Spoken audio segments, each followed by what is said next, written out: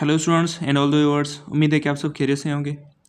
आज हम डिस्कस करने वाले हैं mock test for the DNS के जो एनटीएस की टेस्ट होने वाली है 21 जनवरी को। ठीक है स्टूडेंट्स, आज हम मिनिमम 40 क्वेश्चंस को डिस्कस करेंगे जिसमें इंग्लिश एंड केमिस्ट्री का सेक्शन इंक्लूड होगा। ठीक है स्टूडेंट्स, और बाकी का इसका जो पोर्शन है मैं इंशाल्लाह नेक्स्ट वीडियो लेक्चर में अपलोड कर दूँगा। ठीक है स्टूडेंट्स, और ये भी जो भी पास पेपर्स हैं एनटीएस के मुझे किसी स्टूडेंट ने सेंड किए थे कि सर इसके ऊपर वीडियो बना दें।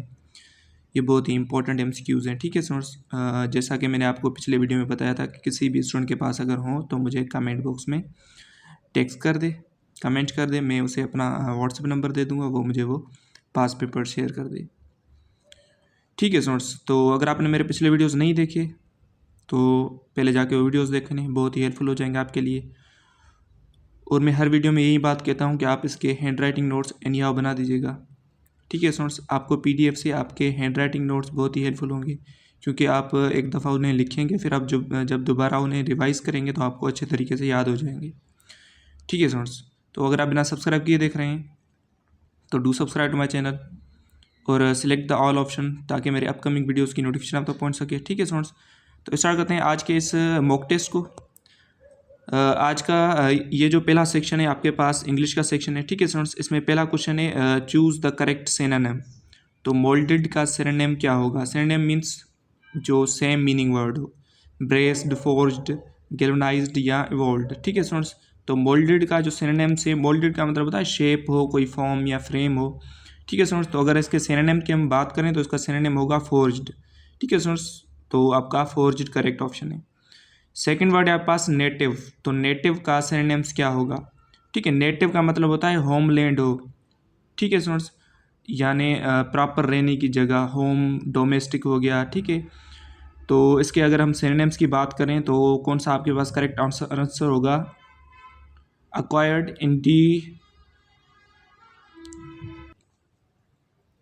ठीक है स्टूडेंट्स, अक्वायर्ड, इंडिजिनस, डिस्टिंक्टिव या एक्जोटिक। तो नेटिव का अगर सिनोनिम्स की हम बात करें तो करेक्ट ऑप्शन होगा आपके पास इंडिजिनस। ठीक है स्टूडेंट्स, उसके बाद आपके पास ये चूज द लेटर वर्ड और phrase that is most nearly opposite meaning, means आपको एंटोनिम बताना है। ठीक है स्टूडेंट्स, तो अब देखें नेग्लिजिबल का एंटोनिम क्या होगा। ठीक है स्टूडेंट्स, तो टाइनी।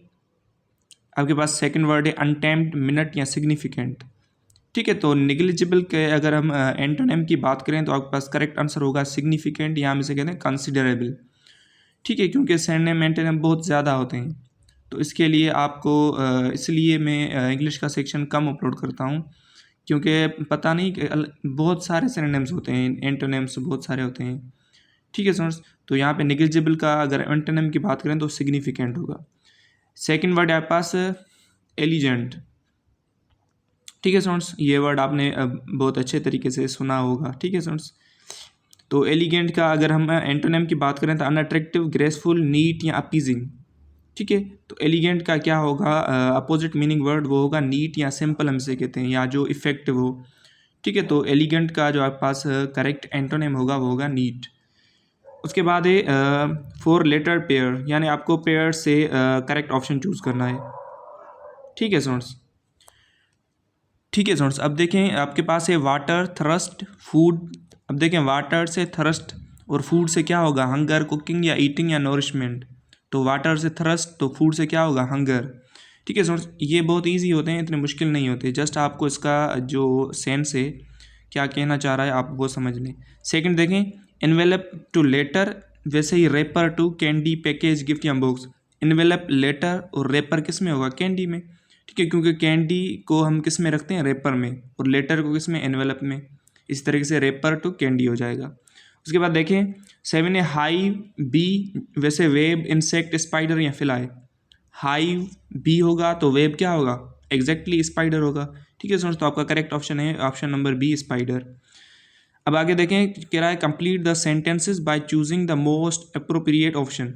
अब देखें, children depend dash their parents for food and clothing, on their parents, of their parents, in their parents या of their parents, O double F. तो अब देखें children depend on their parents होगा, तो आपके पास करेक्ट ऑप्शन है option number A.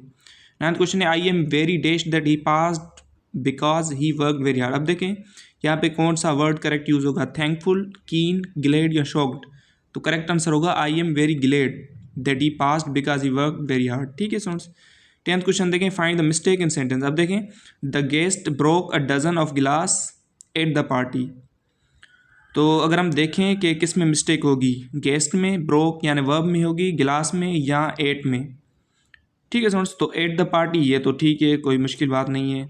ठीक है, डजन ऑफ गिलास, क्योंकि जब भी पहले वाला वर्ड प्लूरल होता है तो सेकंड वर्ड को हम प्लूरल नहीं करते। तो डजन ऑफ गिलास भी करेक्ट होगा, वर्ब भी करेक्ट यूज़ होगा ब्रोक, लेकिन गेस्ट का यहाँ पर सिंगुलर नहीं यूज़ होगा, क्या होगा, प्लूरल होगा। तो यहाँ पे होगा the guests broke a dozen of glass at the party. ठीक है स्टूडेंट्स। अब 11 क्वेश्चन देखें, both elements of first period, आपके पास यहाँ पे केमिस्ट्री का सेक्शन स्टार्ट हो गया है। Both elements of first period contains valence electrons in M shell and K S shell. ठीक है स्टूडेंट्स। तो यहाँ पे देखें, elements of first period, both elements of first period यानी हाइड्रोजन एंड हीलियम, उनका वैलेंस शेल का इलेक्ट्रॉन कौन से शेल में होगा, तो के शेल में होगा एग्जैक्टली। ठीक है स्टूडेंट्स। 12th ऑप्शन देखें, क्वेश्चन देखें, in a periodic table helium is placed at top left, bottom right, bottom left, top right. तो हीलियम को कहाँ रखा गया है, हीलियम को रखा गया है टॉप राइट कॉर्नर में। ठीक है स्टूडेंट्स। क्योंकि हीलियम आपके पास नोबल गैस है, तो टॉप राइट करेक्ट ऑप्शन होगा। 13 क्वेश्चन देखें, across the period the atomic size decrease due to. ठीक है, पूरे यानी पीरियड में एटॉमिक साइज डिक्रीज होती है किसकी वजह से, क्योंकि न्यूक्लियर चार्ज के बढ़ने की वजह से। क्योंकि एटॉमिक साइज डिपेंडेंट होती है न्यूक्लियर चार्ज पे। अगर न्यूक्लियर चार्ज बढ़ गया, ठीक है, तो एटॉमिक साइज जो सिस्टम की डिक्रीज हो जाएगी। अगर न्यूक्लियर चार्ज बढ़ेगा यानी इलेक्ट्रॉन्स बढ़ेंगे तो न्यूक्लियर साइज भी बढ़ेगी। ठीक है स्टूडेंट्स। तो वैसे ही यहाँ पे जो होगा, increase in nuclear force of attraction, correct option है। 14 क्वेश्चन देखें, the first 3 periods are long period, short, moderate या all of the above. First 3 period जो होते हैं ये कहलाते हैं शॉर्ट पीरियड्स। ठीक है स्टूडेंट्स। तो आपका करेक्ट आंसर है शॉर्ट पीरियड्स। ठीक है स्टूडेंट्स। उसके बाद 15 क्वेश्चन देखें, on the basis of electronic configuration the group and period of, यानी बोरान का, ये बोरान का एटॉमिक नंबर 5 और एटॉमिक मास 9। तो बोरान की इलेक्ट्रॉनिक कॉन्फ़िगरेशन करेंगे तो कौन सा ग्रुप होगा, कौन सा पीरियड होगा। ठीक है स्टूडेंट्स। तो यहाँ पे होगा आपके पास सेकंड पीरियड होगा एंड 3A ग्रुप होगा। ठीक है स्टूडेंट्स। 3A यहाँ से 13 हम कहते हैं, ग्रुप नंबर 13 या 3A। ठीक है, तो second period and 3A group होगा। ठीक है स्टूडेंट्स। उसके बाद 16 क्वेश्चन है, magnesium metal does not burn in the vessel containing. Magnesium किस में बर्न नहीं करती, तो नाइट्रोजन से भी मैग्नीशियम का बॉन्ड बनता है, ऑक्सीजन से भी, नाइट्रोजन ऑक्सीजन दोनों से। ठीक है, लेकिन न्योन से नहीं होता है, क्योंकि न्योन आपके पास नोबल गैस होता है और नोबल गैसेज अनरिएक्टिव होती हैं, रिएक्ट नहीं करती। तो यहाँ पे करेक्ट ऑप्शन है न्योन।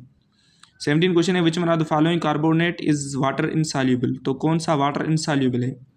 ठीक है, तो Na2CO3 ये भी आपके पास सॉल्युबल होता है, K2CO3 ये भी आपके पास सॉल्युबल होता है, और NH4 2CO3 ये तो हाईली सॉल्युबल होता है वाटर में। ठीक है सर। आपके पास लास्ट जो क्वेश्चन है, ऑप्शन है, वो है CaCO3 कैल्शियम कार्बोनेट, ये स्लाइटली सॉल्युबल होता है। ठीक है सर। तो आपका करेक्ट ऑप्शन है ऑप्शन नंबर डी। 18 क्वेश्चन देखें, which one is least ionic in nature. तो कौन सा लीस्ट आयोनिक है नेचर में। तो यहाँ पे 4 ऑप्शन है आपके पास। ठीक है सर। अगर हम इसके डिसेंडिंग ऑर्डर की बात करूँ तो सबसे पहले यानी high ionic character, high ionic nature किसकी होगी, वो होगी CSOH की। उसके बाद आपके पास KOH की, उसके बाद NaOH की, उसके बाद LiOH की। मतलब लीस्ट किसकी हो गई, LiOH की। ठीक है सर। तो मैंने आपको डिसेंडिंग ऑर्डर में बता दिया। उसके बाद देखें 19 क्वेश्चन है, which are the following alkali metal has lowest electronegativity. तो किसकी इलेक्ट्रोनेगेटिविटी कम है, लिथियम, सोडियम, पोटेशियम या सीजियम। तो करेक्ट ऑप्शन क्या होना चाहिए, एग्जैक्टली सीजियम, क्योंकि पूरे पीरियोडिक टेबल में फ्रांशियम एंड सीजियम की लीस्ट इलेक्ट्रोनेगेटिविटी है 0.79। ठीक है सर। तो करेक्ट ऑप्शन है ऑप्शन नंबर डी। उसके बाद 20 क्वेश्चन देखें, the most abundantly occurring alkali metal in nature. तो अल्कली मेटल इन नेचर में ज़्यादा कौन सा है, तो करेक्ट आंसर है आपके पास सोडियम। ठीक है सर। तो सोडियम अबंडेंटली होता है अर्थ क्रस्ट पे। ठीक है सर। उसके बाद आप देखें 21 क्वेश्चन है, the chemical formula of baking powder. Baking powder यहाँ से कहते हैं सोडियम हाइड्रोजन कार्बोनेट। तो इसका फार्मूला क्या है, वो है आपके पास NaHCO3। सो करेक्ट ऑप्शन है ऑप्शन नंबर ए। 22 क्वेश्चन है, which has the maximum electropositive character. तो इलेक्ट्रोपॉजिटिव कैरेक्टर ज़्यादा किसका है। ठीक है सर। इलेक्ट्रोपॉजिटिव कैरेक्टर, ठीक है, तो इलेक्ट्रोपॉजिटिव कैरेक्टर का मतलब ये जो इलेक्ट्रॉन ज़्यादा लॉस करे। ठीक है, जो एटम इलेक्ट्रॉन ज़्यादा लॉस करेगा उसका इलेक्ट्रोपॉजिटिव कैरेक्टर मैक्सिमम होगा। ठीक है, उसकी इलेक्ट्रोनेगेटिविटी कम होगी। तो पूरे पीरियोडिक टेबल में इलेक्ट्रोनेगेटिविटी किसकी कम है, वो है सीजियम की। तो caesium is highly electropositive atom. ठीक है, तो करेक्ट ऑप्शन है ऑप्शन नंबर डी, सीजियम। ठीक है स्टूडेंट्स, उसके बाद है आपके पास 23 question, the correct order sequence of the increasing covalent character. तो इंक्रीजिंग कोवेलेंट कैरेक्टर सबसे पहले आपके पास होगा NaCl की सबसे ज़्यादा कोवेलेंट कैरेक्टर होगी। ठीक है स्टूडेंट्स, उसके बाद आपके पास LiCl की, उसके बाद आपके पास BeCl2 की। तो आप पास अगर ऑप्शन देखें तो बी ऑप्शन देखें, NaCl सबसे ज़्यादा, उसके बाद LiCl, उसके बाद BeCl2। तो बी ऑप्शन आपका करेक्ट आंसर है। 24 क्वेश्चन है, the alkaline earth metal present in chlorophyll. तो क्लोरोफिल में कौन सा अल्कलाइन अर्थ मेटल होता है, बेरिलियम, मैग्नीशियम, Se या बेरिलियम।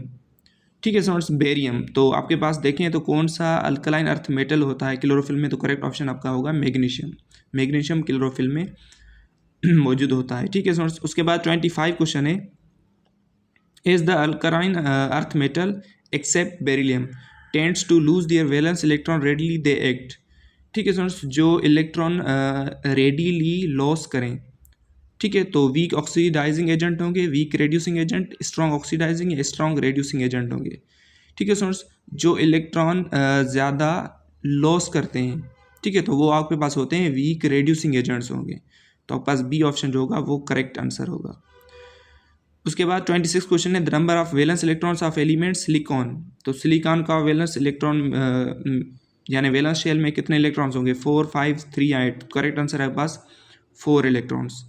ठीक है स्टूडेंट्स, उसके बाद 27 क्वेश्चन है, halogens have dash electrons in their outermost shell. तो हेलोजेंस के आउटर मोस्ट शेल में कितने इलेक्ट्रॉन्स होते हैं, तो करेक्ट ऑप्शन है आपके पास 7 इलेक्ट्रॉन्स। ठीक है स्टूडेंट्स, और हेलोजन को हम 7A ग्रुप को हेलोजन कहते हैं, जिसमें आपके पास फ्लोरीन, आयोडीन, ब्रोमीन ये एलिमेंट्स आ जाते हैं। ठीक है स्टूडेंट्स, उसके बाद आपके पास 28 question, graphite is dash alloy metal, metalloid, non metal. तो ग्रेफाइट आपके पास ऐसा नॉन मेटल है, क्योंकि जो नॉन मेटल्स होते हैं वो इलेक्ट्रिसिटी कंडक्ट नहीं करते, लेकिन ग्रेफाइट एक ऐसा नॉन मेटल है जो इलेक्ट्रिसिटी कंडक्ट करता है। तो graphite is a non metal and can conduct electricity. ठीक है, गुड कंडक्टर होता है इलेक्ट्रिसिटी का, तो ये आप याद कर दीजिएगा। तो ग्रेफाइट नॉन मेटल है एंड इलेक्ट्रिसिटी कंडक्ट करता है। 29 क्वेश्चन है, which are the following is decreasing order of oxidising power of hydrogens. तो हेलोजेंस का अगर डिक्रीजिंग ऑर्डर देखें ऑक्सीडाइजिंग पावर, तो सबसे ज़्यादा आपके पास फ्लोरीन, उसके बाद क्लोरीन, उसके बाद ब्रोमीन, उसके बाद आयोडीन होता है। मतलब लीस्ट किसका हो गया, आयोडीन का। तो आपके पास ए ऑप्शन जो है वो करेक्ट है, फ्लोरीन, क्लोरीन, ब्रोमीन, आयोडीन। तो 30 क्वेश्चन देखें, which among the following is not noble gas. कौन सा नोबल गैस नहीं है, ऑर्गन, बोरॉन, क्रिप्टॉन, न्योन। तो ऑर्गन भी नोबल, क्रिप्टॉन भी नोबल, न्योन भी नोबल गैस है, लेकिन boron is not a noble gas. ठीक है स्टूडेंट्स, और नोबल गैस न्यूट्रल होते हैं, अनरिएक्टिव होते हैं, कलरलेस होते हैं, टेस्टलेस होते हैं। ठीक है स्टूडेंट्स, तो boron is not a noble gas. 31 question है, those metals which occur in nature as silicate minerals and their oxides are alkaline earth. Alkaline are called alkali metals, rare earth अबो, alkaline earth metals या none of दो। तो correct answer है पास alkaline earth metals हम उसे कहते हैं। तो 32 क्वेश्चन है, the valency of each element in the group second है। तो सेकंड ए ग्रुप की वैलेंसी कितनी होगी, तो सेकंड ए ग्रुप की वैलेंसी होगी +2, क्योंकि लास्ट शेल में उनके 2 इलेक्ट्रॉन्स होते हैं। जैसे आपके पास मैग्नीशियम, कैल्शियम, बेरिलियम, तो उनकी जो वैलेंसी कितनी होती है, +2 होती है। 33 क्वेश्चन है, ions which are produced from ligands are called cations, anions, complex ion, none of the above. ठीक है स्टूडेंट्स, तो ऐसे आयंस जो लिगेंड्स से बनते हैं, प्रोड्यूस होते हैं, ठीक है, जो लिविस एसिड बेस इंटरेक्शन में जो बनते हैं आयंस, उसे हम कहते हैं कॉम्प्लेक्स आयंस। तो आपके पास जो करेक्ट ऑप्शन है option number C, complex ions. 34 question है, any species can be reduced if the oxidizing state is. तो ऑक्सीडाइजिंग स्टेट अगर रिड्यूस होगी तो स्पेसी जो होगी वो भी रिड्यूस होगी। तो दोनों डायरेक्टली होते हैं। अगर ऑक्सीडाइजिंग स्टेट यानी इंक्रीज होगी तो स्पेसी भी इंक्रीज होगी, तो इसकी वजह से oxidizing state is reduced, correct option होगा। 35 क्वेश्चन है, in predictable elements in second row of transition elements beneath titanium. तो सेकंड रो ट्रांजिशन के एलिमेंट्स में टाइटेनियम के नीचे कौन सा एलिमेंट होता है, तो करेक्ट ऑप्शन आपके पास होगा जिक्रोनियम होगा, ZR, बीनीथ द टाइटेनियम होगा। 36 क्वेश्चन है, the branch of chemistry which deals with hydrocarbons and their derivatives. तो कौन सी ब्रांच है, तो करेक्ट ऑप्शन है आपके पास ऑर्गेनिक केमिस्ट्री। 37 क्वेश्चन है आपके पास वो the general formula for alkane, alkane के लिए जनरल फार्मूला, तो अल्केन के लिए जनरल फार्मूला होता है CnH2n+2। ठीक है स्टूडेंट्स, तो करेक्ट ऑप्शन है ऑप्शन नंबर सी। 38 क्वेश्चन है, which are the following is an alcohol. ठीक है, तो अल्कोहल के अब डिफरेंट डिफरेंट टाइप्स होते हैं, एक होता है मिथानोल, इथानोल, ये अल्कोहल के टाइप्स होते हैं। ठीक है स्टूडेंट्स, तो यहाँ पे अगर हम ऑप्शन की बात करें तो यहाँ पे ऑप्शन है आपके पास मिथानोल का। ठीक है, CH3OH, ऑप्शन नंबर सी देखें, CH3OH। ठीक है स्टूडेंट्स, ये जो ऑप्शन है आपके पास, ये आपके पास होता है मिथानोल, इसे हम कहते हैं मिथानोल अल्कोहल, यानी मिथानोल और इथानोल ये टाइप्स होते हैं अल्कोहल के। तो सी ऑप्शन जो है ये आपके पास करेक्ट ऑप्शन है मिथानोल। ठीक है स्टूडेंट्स, उसके बाद 39 क्वेश्चन है, which are the following is saturated hydrocarbon. तो सैचुरेटेड अनसैचुरेटेड हम कैसे पहचानेंगे, जब भी कार्बन कार्बन के बीच यानी दो कार्बन एटम के बीच अगर सिंगल बॉन्ड होगा तो वो हमेशा सैचुरेटेड हाइड्रोकार्बन होगा, अगर डबल या ट्रिपल बॉन्ड होगा तो वो आपके पास अनसैचुरेटेड होगा। ठीक है सुन, तो यहाँ पर देखें तो किस में सिंगल बॉन्ड है, तो यहाँ पे ऑप्शन नंबर सी देखें, CH3 CH2 CH3 सब में क्या है आपके पास सिंगल बॉन्ड है। तो ये जो हाइड्रोकार्बन है ये आपके पास सैचुरेटेड होगा, तो आप याद कर दीजिएगा, सिंगल बॉन्ड होगा तो सैचुरेटेड, डबल या ट्रिपल होगा तो अनसैचुरेटेड। उसके बाद लास्ट क्वेश्चन है 40, वो है the prefix hepta stands for. तो कार्बन एटम्स में हेप्टा जो हम प्रीफिक्स यूज़ करते हैं वो किसके लिए करते हैं, 2, 5, 7 या 9, तो करेक्ट आंसर है 7 के लिए। ठीक है स्टूडेंट्स, तो ये थी आज की मॉक टेस्ट जिसमें हमने 40 क्वेश्चंस को डिस्कस किया। ठीक है स्टूडेंट्स, तो बाकी जो इसके क्वेश्चंस हैं तो इंशाल्लाह मैं नेक्स्ट वीडियो लेक्चर में अपलोड कर दूंगा। बाकी इसके आई थिंक 60 क्वेश्चंस रहते हैं, तो कोई मुश्किल नहीं, इंशाल्लाह नेक्स्ट वीडियो लेक्चर में अपलोड कर दूंगा। तो अगर वीडियो अच्छी लगे तो वीडियो को एनी हाउ लाइक कर दें, वीडियो को शेयर कर दें अपने फ्रेंड्स के साथ, चैनल को सब्सक्राइब करना मत भूलें। तो मिलते हैं नेक्स्ट वीडियो में, थैंक यू फॉर वॉचिंग।